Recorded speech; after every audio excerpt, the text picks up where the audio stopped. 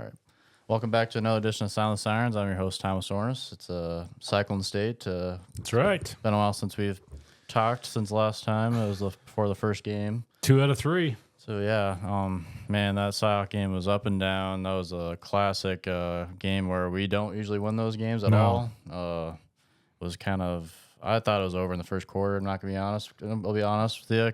I was working that day, and I was kind of lining up before because, like, as an Iowa State fan going to the Iowa game versus Kirk Ferentz, it's usually the same story every time. And hearing John Walters and Eric Heff the first quarter is just hearing their voices and just like the tone of the game is just gonna be like whenever I heard there was a pin down on the 1 yard line for the first, I'm just like, are you kidding me? It's like here's a safety or a touchdown, and even the same first quarter, Rocco threw a pick in Iowa's red zone, and man, I thought that was over too. But man, our kids really fought and didn't give up at all, and our defense really. John Haycock earns his money every time. He's a coach at Iowa State, and that's why That's like kind of why we should not freak out every time, like when things go wrong, because we have a solid defense. And Caleb Brazina came in and did like a Mike Rose impression as a freshman and stepped in and did great. Obviously, Iowa's running back had a day, which he's good, really good running back. And I don't know why they didn't hand him the ball off.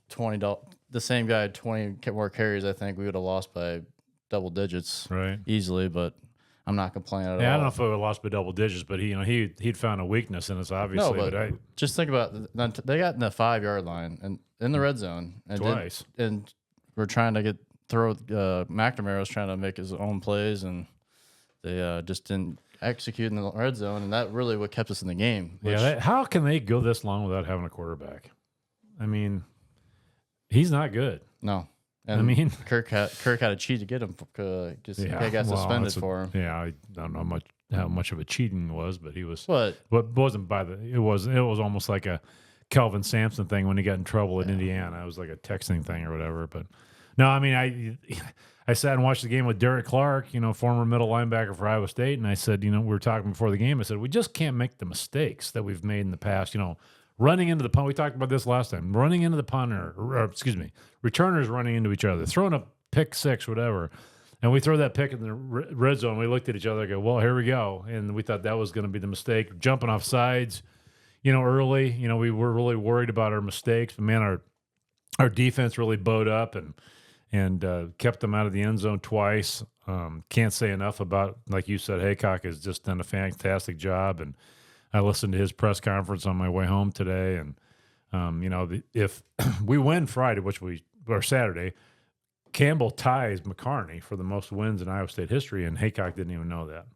And I think it's like 24 less games than McCarney had coached. So it's a big milestone for Cyclone fans. And the other trivia question that Brent Bloom threw out is that I'm pretty sure in the fairly modern era, Campbell is the only above 500 head coach we've got. The other one being Earl Bruce. So, the success that he's been able to sustain from an Iowa State standpoint, not in the national standpoint, has been pretty impressive. I mean, and getting Iowa now 2 out of 3 times sure helps. I mean, Iowa hasn't beat us there since 2018, which was the Kyle Kempt year, and he got hurt, and we had Dave Montgomery. I think Akeem Butler only had like 3 or 4 targets that entire game, and it just kind of felt like that type of game where we knew it was over in that game, like way early in the game, and I thought it was over. But, Iowa helped us too. That ridiculous pick that Porter got, throwing it back across the field. I mean, there was nothing there.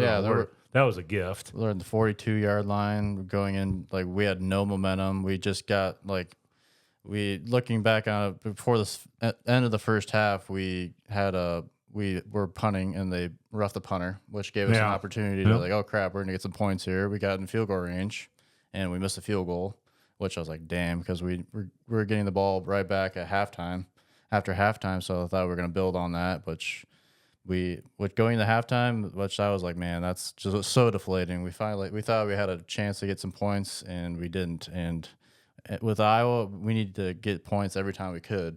Mm-hmm. And that's where another reason why I thought we were really struggling. We're not going to win because of the missed opportunities. But Iowa not scoring within the 5-yard line like 2 or 3 times. Also, the 2-point conversion thing they did was so dumb, and they scored finally, missed the failed 2-point conversion, and then the first play on offense was the Jaylin Noel 75-yard touchdown, which completely flipped the game, and I think took out the crowd, because before that the crowd was just they were trying to bury us early. They should have buried us in the first half, but they didn't. But Iowa doesn't bury people. I mean, but they should have. Yeah, right. I mean, they just don't. We put them in the position to bury us, and they didn't. And our defense really, it's like the same old Iowa State thing where our defense is bailing out our offense, who just can't handle the pressure. And I think that the crowd being out of it really helped our last drive. Because I think our last drive, I think it was probably really loud there, but I think there would have been more extra juice because the fans probably just watching Iowa like every week when Iowa State's not playing. It seems like the Iowa fans are so sick of like their offense and not being able to score in the red zone. They're booing their guys going off the field at halftime. They finally have a running back who was like looking like Breece Hall on us basically all game, and they didn't really utilize him. And I saw him. They put him on the camera when we were going down and scoring, and it's just like I cannot imagine being him. He had like a career day, and like did everything he could, but they just didn't give him the ball, and which was crazy because our linebackers were the biggest issue going in the game, which I thought. But they played fantastic. I mean, the Brzinga kid, first time he started in a game, and it's in Iowa City, but he's a Chicago kid, so I mean he understands what Iowa is. I mean, he's pretty close to Iowa City, and the kid that Haycock was praising was Jacob Emming out of Sergeant Bluff. I mean, he said, I think he'd been really kind of in the rotation about 3 days is the way I understood it. I could be wrong. Somebody sure can fact check me if you want, but that's fantastic for a redshirt sophomore to step into the role like that, because we're down some linebackers, and man, did they have to grow up fast in that environment. So, and I think a huge part of why they played so well, and it's just because we have probably the top 5 defensive coordinator in the nation, which we really take for granted. He's been trying. People probably, the people in the know this, but he's been offered many jobs. Which I don't think he probably just wants to stick with Campbell, and it's working here. He said something today that was really enlightening. He's talking about how great of a leader Matt Campbell is, and he said he's so calm that there's nothing that he doesn't think that he can figure out. So when something's going wrong, Campbell tries to figure it. Doesn't panic. He tries to figure it out, and he goes, and the rest of us try to live up to that. So that was a, really, behind the scenes comment that he made that really made you feel good about where we're at as a coaching staff. And he was obviously pretty upset with our special teams coach in the first half, because they caught that on camera when he ripped into him. Right. But, which the game really flipped right after that, because when that scene happened, when they showed that on camera, I'm just like, man, the wheels are falling off. And then I think it was the Porter interception. Yeah, but the thing that happens though, if a coach doesn't do that very often, it's much more impactful. Yeah, I mean, if he's not screaming at he doesn't do that to his fellow coaches hardly ever. I don't remember him ever doing that, to be honest. I loved Paul Rhodes, but Paul Rhodes was that the entire game, every game, to the refs, to everyone, but obviously he was a huge part of why. Do you remember the meme with Paul Rhodes with the guitar? Oh my God! I just thought that was so funny. It was against Texas A&M, and it was. I remember that game, and because they had a quarterback at receiver I don't remember anything about that game. I can't remember his name, but he played for the Titans for the longest time. Played at Texas A&M. He was a backup quarterback, but he was so good they put him on the field as a receiver, and then he's finally the Texas A&M quarterback, and then he was playing. And Johnny Manziel was his third string quarterback. Oh, jeez. And that was the last time last time they came to the Ames for the game was that game, and Paul was just freaking out, and I remember we got absolutely murdered that game. Yeah, but I think everybody should feel really good about where our leadership's at, and just like the perception of Iowa State playing a winning drive like that on CBS national coverage. There's no comparison. The cover CBS is the gold standard when it comes to doing a college football game.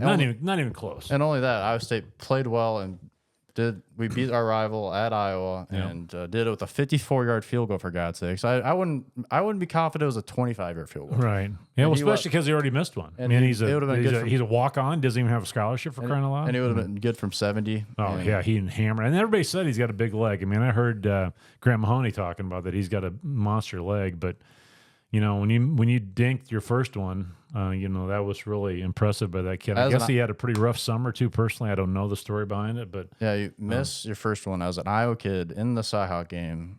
After going into after the first half, you got to be lowest of low. But I'm pretty sure he didn't play high school football till his junior year of high school either. Oh wow.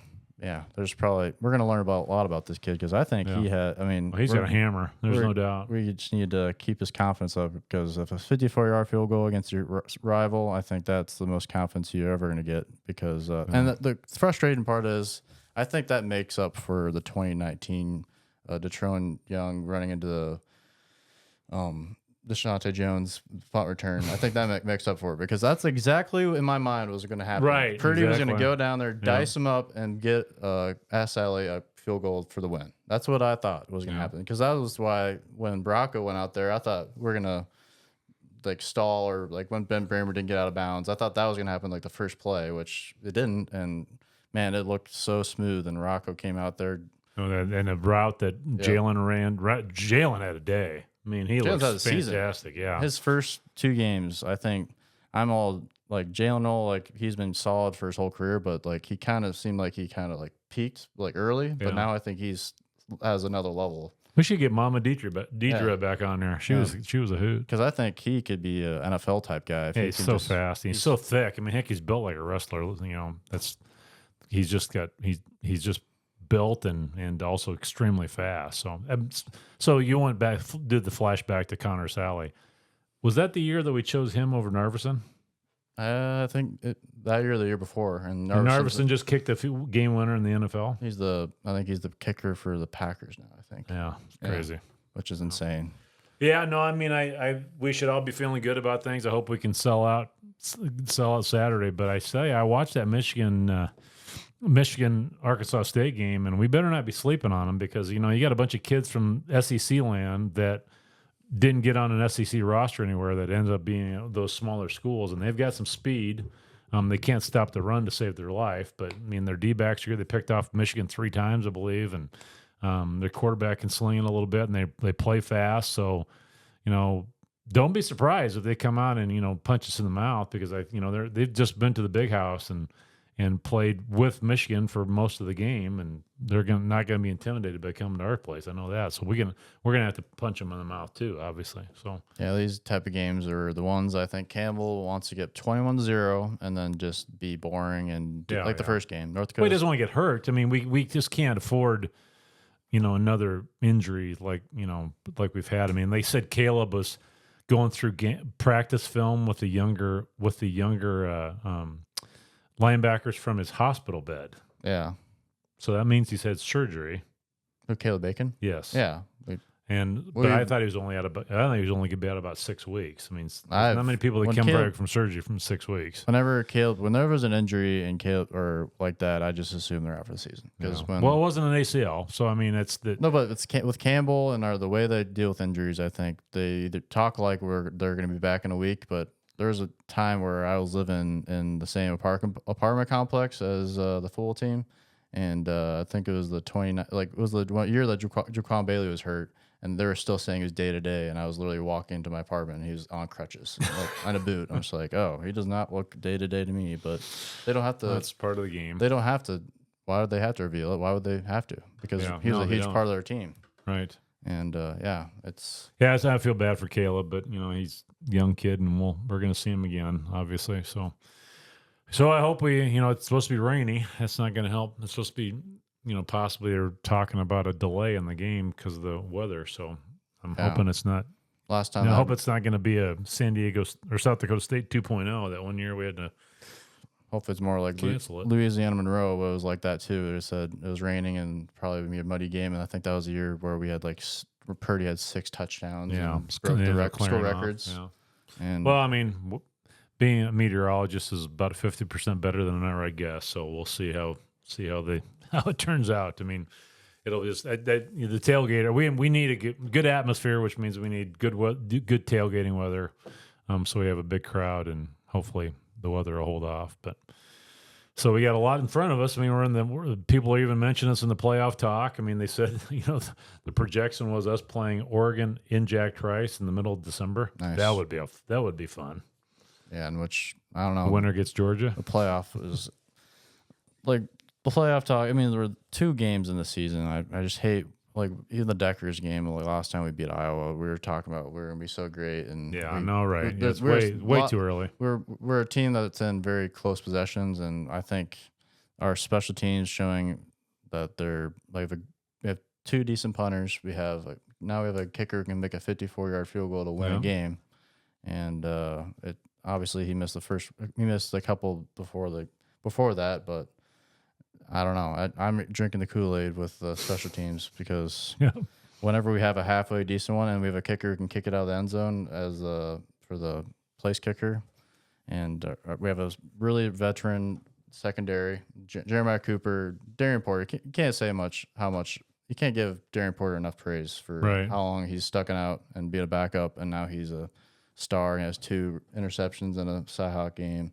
They're talking about him possibly playing the next level too. He could. So, I mean, he's long and fast. I mean, and our humble kid's on the special teams too.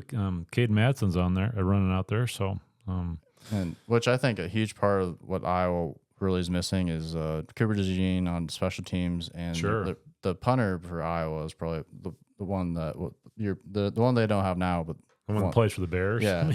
He was like one of the best punters of all time. Well, Ryan Harklaw said in the pregame show, he goes, Ryan got a chance to meet him this summer, and he said, I've never seen a punter beat us 4 times, which is true. I mean, he flipped the field on, and he's doing it in the NFL now too. I mean, he's so good. I mean, I'm glad he's not around anymore. We'd flip the field, and we'd run the ball twice and get 0 yards, and then Purdy would throw a pick, or it was a rough stretch there for. Yeah, and it just sucks that the 2020 year we didn't play him, which we'll never know how we would have played against him in that season where we went to the Fiesta Bowl.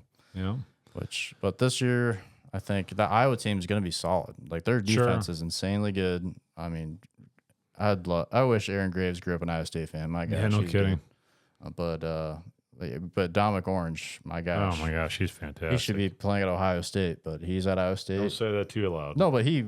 Literally, was when he was a signing day, it was like Ohio State, and I think another team. He picked Iowa State. Yeah, which that picture of him from a year ago this fall, where he's at practice in shorts. I mean, he is a massive human. One big thigh muscle. He's just all he is. He's just huge. He's just like a player we don't get at Iowa State, every time. Yeah. And J.R. Singleton's playing well too. I mean, so we've got a little depth of the line, and man, I tell you, Cooper Ebel out of Harley had a fantastic game. Jacob Ellis, I guess he hasn't played football for 2 years because of injury. He played well. I mean, Jontez Williams, I thought, played well. So, I mean, and Bo Freeler, he's like an MMA fighter out there. I mean, when that one kid, the tailback from Iowa took off, Bo got a piece of him.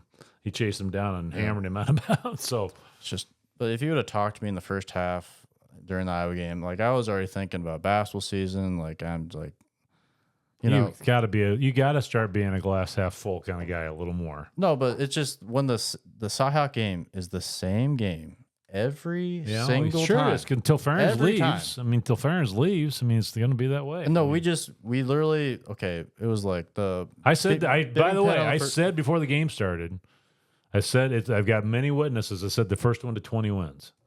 Yeah. And which they would have gone there if they didn't go for 2 on right.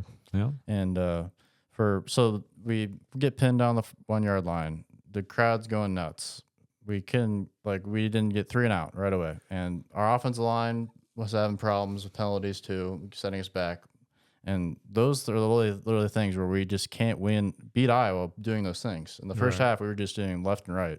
And it's just really fortunate that Iowa has the worst offense in college football that like their scheme and just their decision making, because they have good players. They have a good tight end who they didn't even throw. I think he had 2 targets, which is insane.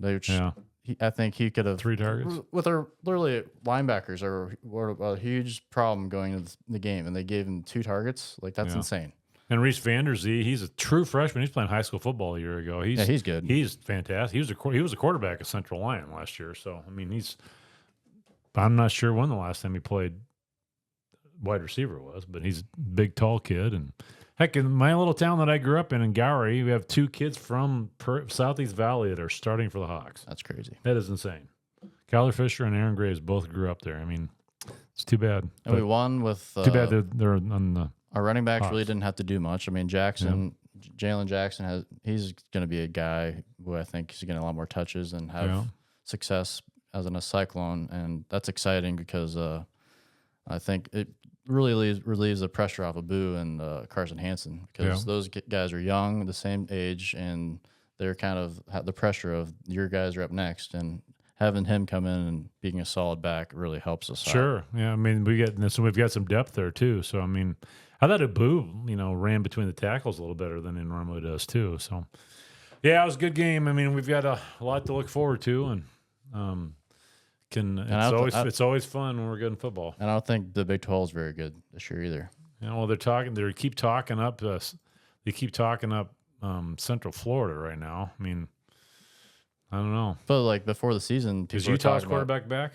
He's going to be back? Yeah, I think he's back. I think he injured his finger, and okay. I think that it's just crazy how the Utah season I think is bolds on how if he plays or not, because I think if he doesn't play, I think they fall off a cliff, which is just based on what the media and everyone's saying. Colorado is turning into a clown show. I mean, I'm so sick of the KFC commercials with those guys on them, and which I thought it's pretty awkward when they win 3 games and these commercials are on and the playoff. And then he's talking crap to the Colorado State kid about some social media thing after the game.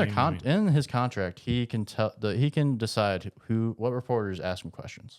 It's in his Deion's? contract. Yeah. I'm talking about his kid talking crap after the game. Yeah, that too. That was kind of a bad look, but. Yeah, they're interesting. They give us flash. They give him some media attention. We give it. How much money is Deion making from endorsements because he's the coach at Colorado? I mean, he's on the Aflac commercials. You get Nick Saban talking about how great he is and game day, and he's on the KFC commercial. I mean, people watch though. Yeah, that's right. Yeah, that's kind of what it's all about for money wise and advertisement, because they just want people eyeballs. Is what they want. Colorado is the Bachelor and the Bachelorette of college football.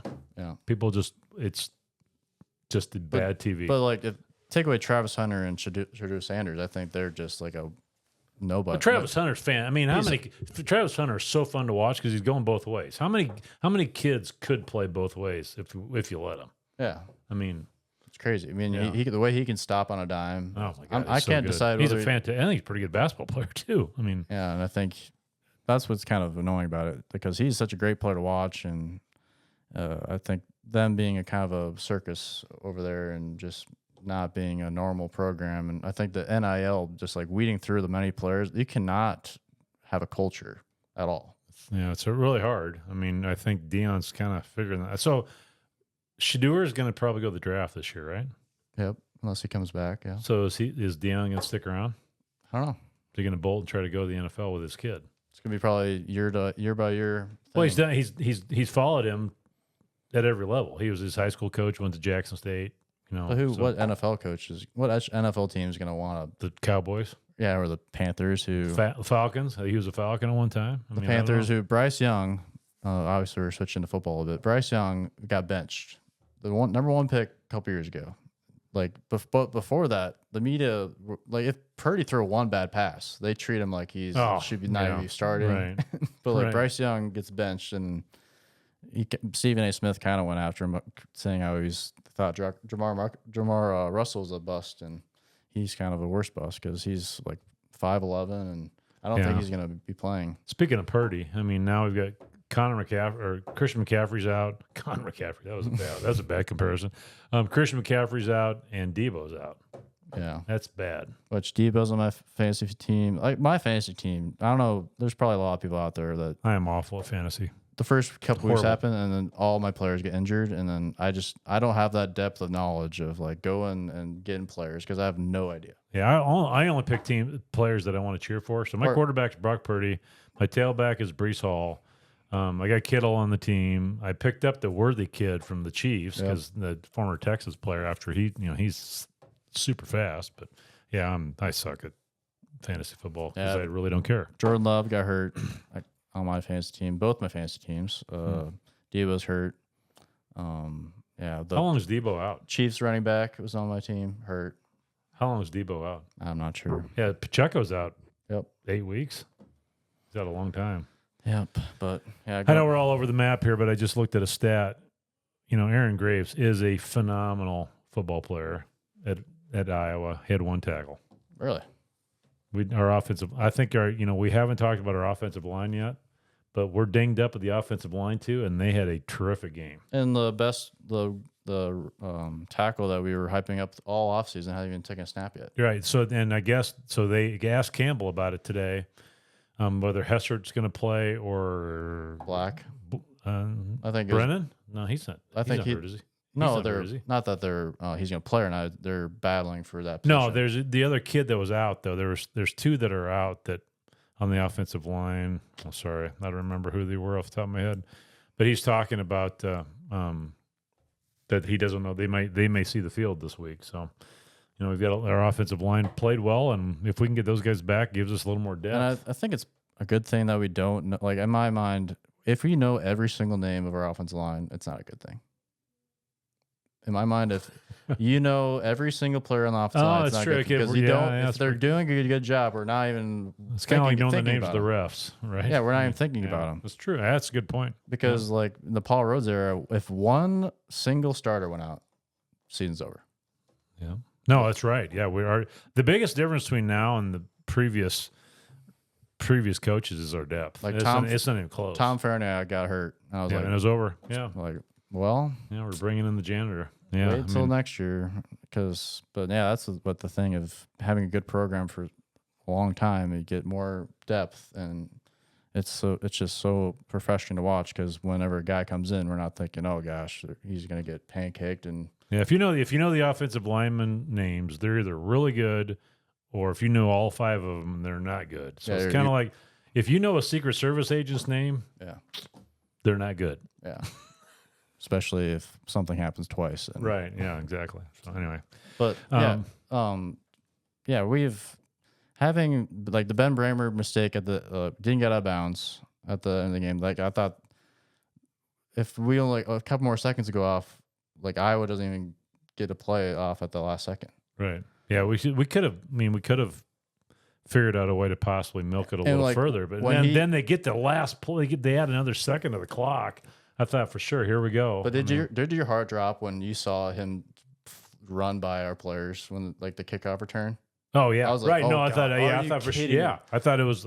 I thought they were going to return it all the way to field goal range on the return. Cancel the podcast. I'm never buying season tickets ever. Like that. I was like, you can't take it away because I'm like, there's no way you can't do this to me. Because like, imagine if they kicked a 55-yard field goal to win and we lost that game. I know. Yeah, our fan base would have imploded. You're such an Iowa State fan, and that's where your mind goes. But it almost happened. Yeah, I know. Right. I don't disagree with you. I mean, it made it way too interesting, and then McNamara couldn't even get it to the end zone. No, McNamara. The ball landed on the 7. Yeah, Iowa is going to be an interesting. If their defense if they didn't have like a top, like we have a top 5 defensive coordinator, I think they have a top 3 defensive coordinator, and if they didn't have him, my God, like man, because going up to the whole week is Kirk's back. The boys are who cares? The boys are going to be fired up, and which they were the first half, and then a couple of mistakes we don't.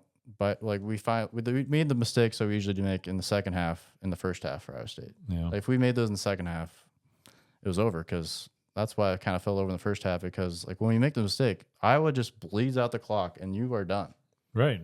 And they have a great defense and it takes a lot to score against them. And when Jaylin Noel absolutely cooked the Wampa guy at safety with a 75-yard field goal, and then he got benched the rest of the game. I think that's Wampa got benched. Yeah. Oh, I didn't know that. And that's why Jaylin Noel was so wide open for that going down the field. We saw Wampa play softball here, and he is one of the best athletes I've ever seen live. I mean, I couldn't believe it. Yeah, he would be a great player to come if he. That's why I wanted him to be a Cyclone, but that's why I thought he was going as a high schooler, everyone was making like he's gonna be like the next Bob Sanders, like that level good. And he's a fantastic. I was like, athlete. I'm like, go to Ohio State, please, Yeah, just go to Ohio no State. kidding. And then he picked Iowa, and then speaking of him, I mean, the Southeast Polk, I guess, has built this new facility down there. It's got like skyboxes and stuff, supposedly. And another thing, if Proctor is on Iowa, right, Caleb Johnson has 400 yards rushing, right. And Proctor is a mountain of a man. Yeah, I turned on the Bama game. I was like, thank God he transferred back. Because holy crap, is he huge. He was that big as an 18-year-old kid on Bama's starting. Right, yeah. And, man, that's why. If you're him, you got to bolt for the NFL this year. I mean, the offensive linemen get their knees get so banged up that he's got to punch out after this year, I would think. But how many of those players just make a bunch of money in college and don't even think of the pros because of health-wise? Like, they'll probably make a... You know, the NIL is a big deal. It ain't NFL money. I know, but...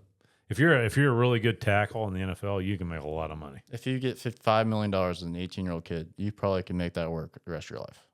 Yeah, but how many kids actually pull that off? I know, I mean, maybe you talk to Dallas about all of the NFL guys that go bankrupt after they, 2 or 3. There's a book about it, 2 or 3 years after they get out of the league. I mean, that's what people that have listened to us are probably sick of me harping on this, but I really want to know how many these schools are investing in showing these kids how to handle that money. I mean, because I still think we're going to see a tax evasion case come up. I haven't seen it yet, but we're only a couple years into this. So, yeah, that'll be the next thing. And I saw Adrian Orness is going to be like a GM for St. Bonaventure for basketball, which that's kind of weird. They're going to be GMs for all these colleges. Oh, there's got to be. I mean, there's got to be somebody running the player personnel guy or whatever. I mean, and you see all these guys and our guys are too. They're signing with these agents, I guess, that are the ones running their NIL. I mean, so I don't know. How much do you think about, like, Jaden Higgins could easily be on an SEC team? Rocco could easily be a starting quarterback, probably anywhere really, other than Texas. And how long do you think? We keep kind of think we're getting lucky, either lucky or we don't know something about these players, like really good players that are staying at Iowa State. Will McDonald stayed. Like Purdy, if Purdy had a COVID year, he probably would have came back. I think you're making the argument of staying as you're trying to figure out what's going on. When Campbell can say Brock Purdy, Will McDonald, David Montgomery, Breece Hall, the Packer, Anthony Johnson. Yeah, he's on a different team now. I'm not sure which. TJ Tampa. I mean, all of these guys. Kohler. I mean, all of these guys that are in the NFL now, and they played at Iowa State. I mean, so do you want NIL money or do you want NFL money? Yeah, and because NIL money does not come with a retirement package. The NFL money comes with all of the other perks that we don't know about that are on top of what they're getting paid, and you also get to be an NFL player. So, I think that's his selling point. I mean, stay here, we'll get you to the league, and then you're gonna get all the benefits of being, possibly having a pension from the NFL. I mean, there is no pension in NIL. Yeah. And I think, but they still have to get their mind wrapped around the Wild West that we've got going on. Like, I think it's going to come. But did you see the news about Tennessee? Like, their athletic department said we're increasing 15% on season tickets for football just to give to the players. Oh, well, I mean, if Iowa State did that, do you think we would? I don't know. I don't think anybody would sneeze at that. It's like saying, I've said this 100 times, all that we talk about school safety. If they came up with a specific tax or something that says all of this money goes to upgrading your local school and hiring full-time security staff, I don't think anybody would complain. I mean, similar thing. I mean, if somebody says we're going to raise the prices 10% and all of that money goes to our players, I would not sneeze at that. I mean, yeah, it's going to be an interesting. God knows they're charging like $10 for a bottle of water. They can probably do that. It's going to be different when you don't see all these fan base have a couple bad years, then they decide not to do that. Like, take away the season tickets because that can crater athletic departments. Yeah, it shouldn't be the fans' pocketbook. Like, they're getting. It is though. I mean, there's no other way around it. I mean, they're making how much money for TV deal? Yeah, I don't know. It's going to be getting messy, and off season's going to be kind of interesting this next year because it's going to be the schools paying these players next year. And so then I've been so busy with work that I haven't paid near as close attention to it as I should. But if you're going to be paid by the school now, are you considered an employee? Now, do you get IPERS? Do you get IPERS? Do you get disability? Do you get workman's comp? Do you get unemployment if they get rid of you? I mean, all of these things. People are just living off unemployment from the Iowa State. Yeah, right. Exactly right. I mean, you're not going to get it that long, but could you see that happening, though? I mean, some kid gets in Iowa State and then he just kind of tanks and says, well, I'm just going to go ahead and fire me. I mean, that happens in the real world. Happens all the time. I've heard they're adding a 5th year of college. I've heard it's going to get crazy this offseason. And I'm just glad Iowa State's at a point where our basketball program is the best it's been probably in ever. Our women's basketball program, best ever. Yeah, I guess they've got a big golf outing for the women's. We're the only school that has a women's NIL golf outing in the country. Oh, wow. It's sold out, and they're going to probably rake in over $80,000 for this thing. This I think it's Friday. So yeah, no, we've done well and Bridget Carlson had a fantastic game the other night too. Yep. Probably had to give her a shout out. And we had Kevin Dresser in downtown Humboldt doing the wrestling demonstration again. So yeah, it's a fun time to be a Cyclone. I mean, and if we can keep this football train going and get us into October, man, I would love if we. I know I'm way a cart above front of the horse thing here, but how much fun would it be to have to drag another team into Ames in December to play a football game? Nope. I want to have an automatic bye because we won the Big 12.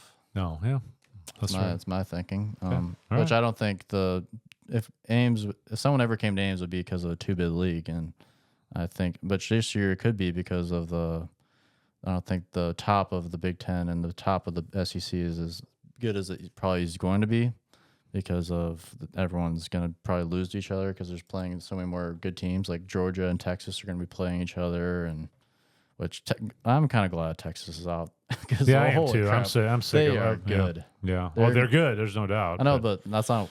I mean, that's why I don't want to play them this year because they're probably up there in the national championship because they got all the money in the world, and now they got to really step it up for being the SEC. And I think they finally have but when I watched them play Alabama last year, I think they pushed around Alabama. I'm just like, oh boy, and which is kind of exciting because we played them well at the end of the year last year. Yeah, which kind of gives us hope that because the media is kind of painting that there's going to be 2 leagues, then everyone else, and there's going to be like a huge gap. Right. And there's going to be no way of being competing for a playoff to even, because if we win a playoff game, like, you're getting way ahead of yourself. No, I'm just saying in the future, like we're a top 20 team now, like going into the season, like and it's not out of the realm of possibility because the Big 12 is not as top heavy as it used to be. Like Oklahoma and Texas, like Oklahoma had Kyler Murray as a backup quarterback for 2 years for crying out loud. Yeah.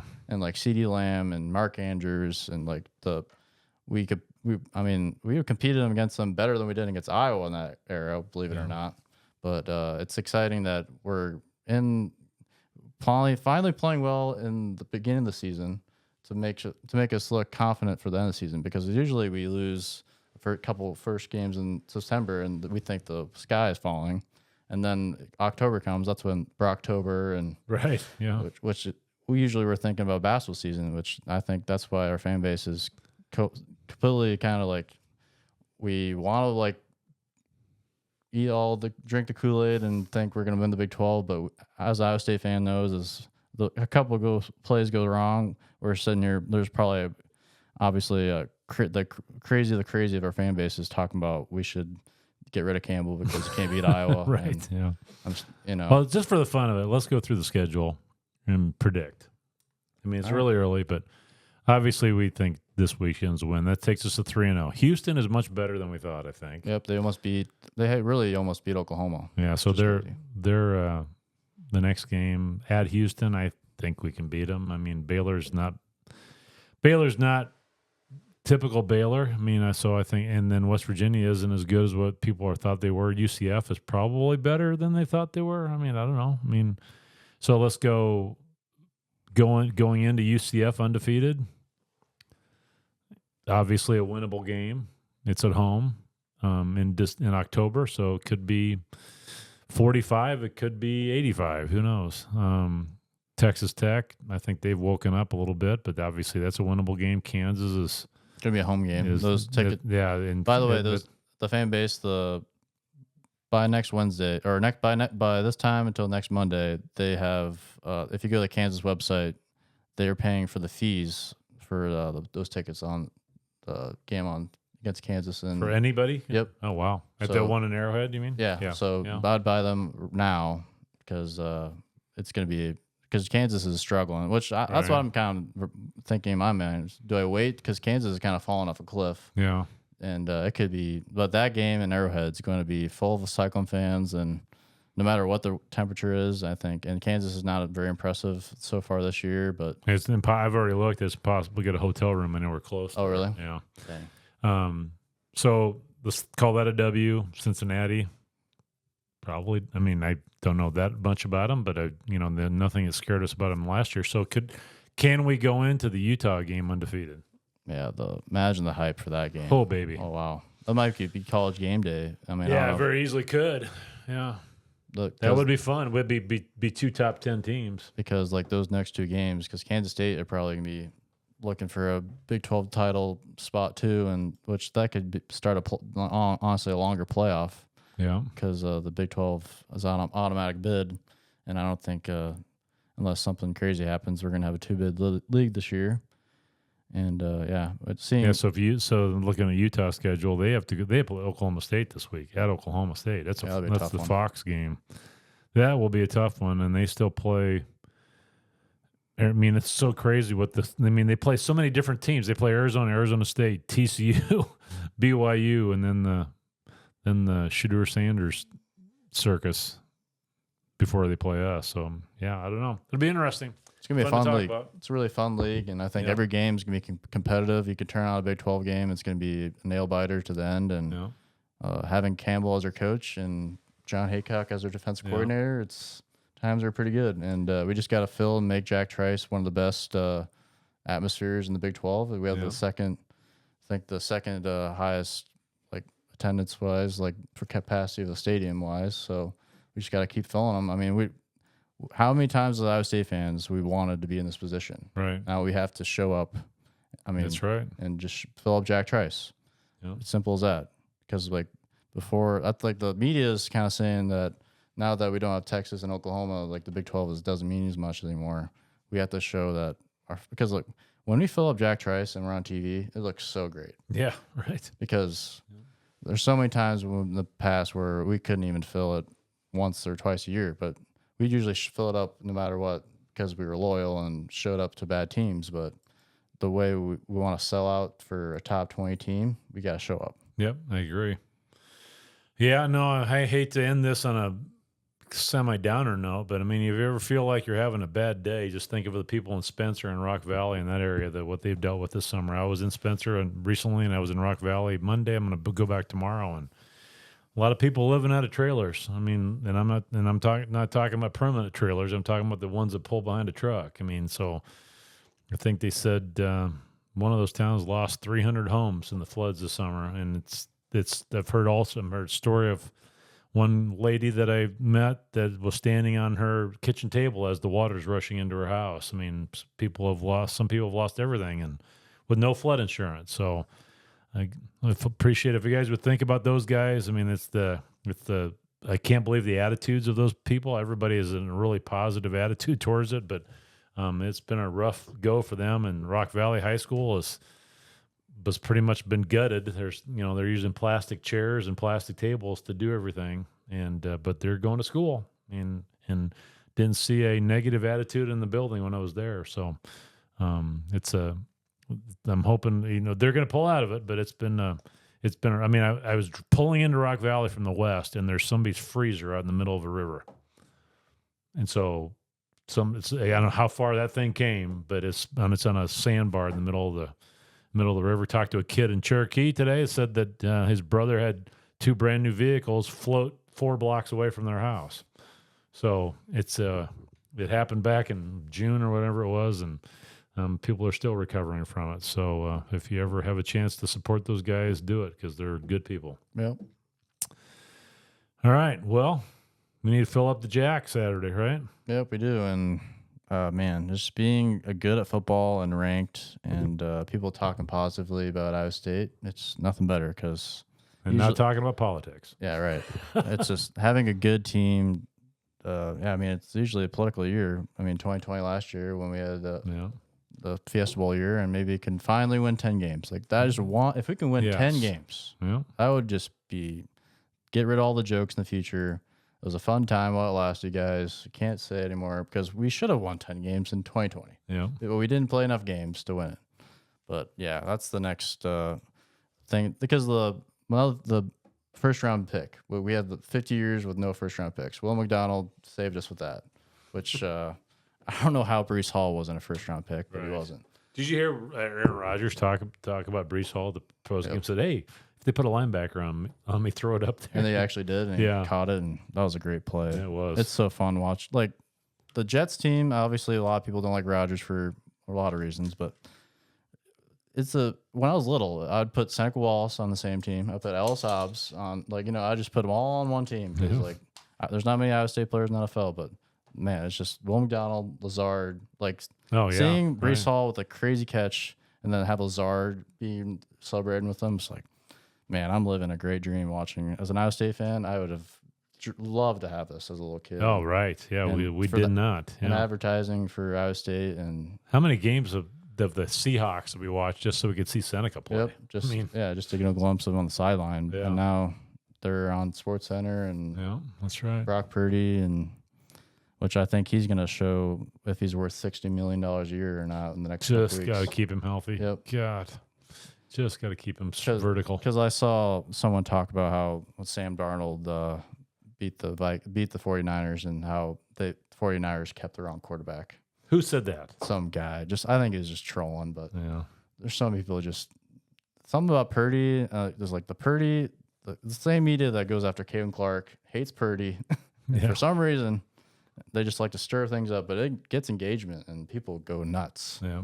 And I think that's why people do it. Well, I'm hoping the 49ers can turn it around after losing Debo now. I mean, I think they obviously really missed Christian on Sunday, but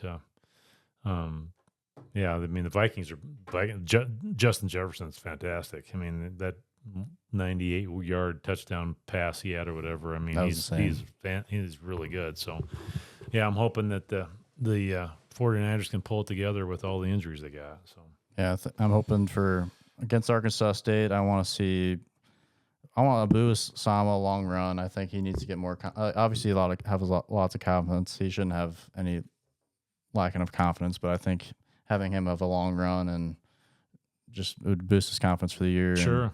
And make him. I think I like to see Carson Hansen have a long run. Next couple weeks, I want one of the running backs to really be above the other one because I think whenever we have a year where they're all kind of the same, it's kind of what gets stagnant, which is kind of great because we have Higgins, such a star receiver, and Ben Bramer, and we didn't even talk about his catch. I mean, he just ripped it out of the guy's hands. I mean, that was one of the best catches ever, right? Honestly, and in that rivalry for sure. But how many times if we scored a touchdown against Iowa, it was a freaking big deal. Right. We went years without even scoring a touchdown. Right. We would beat them sometimes with all field goals. But I was like, if we can just score a touchdown against these guys, but man, we've beat them the way Campbell wanted to, and man, beating Iowa like that is not good for the heart, but because it was pumping all game. Like Grandma was talking about, she's 90 years old, and I think she's lived that long because her heart's pumping all the time and watching the Cyclones. Yeah, it could be. Yeah, but yep. I appreciate everyone listeing, and go to soundofsirens.com. Soundofsirens.com. If you want to support Thomas's gig, we still have shirts and stuff. You're welcome to go to the website and I'm still putting up games on my YouTube for Iowa State games. Yeah, go to follow them on YouTube, Twitter. Yep. Yeah, all of that stuff. Find us somewhere, and we'll get ready for Saturday. All right, sounds good. Go Cyclones.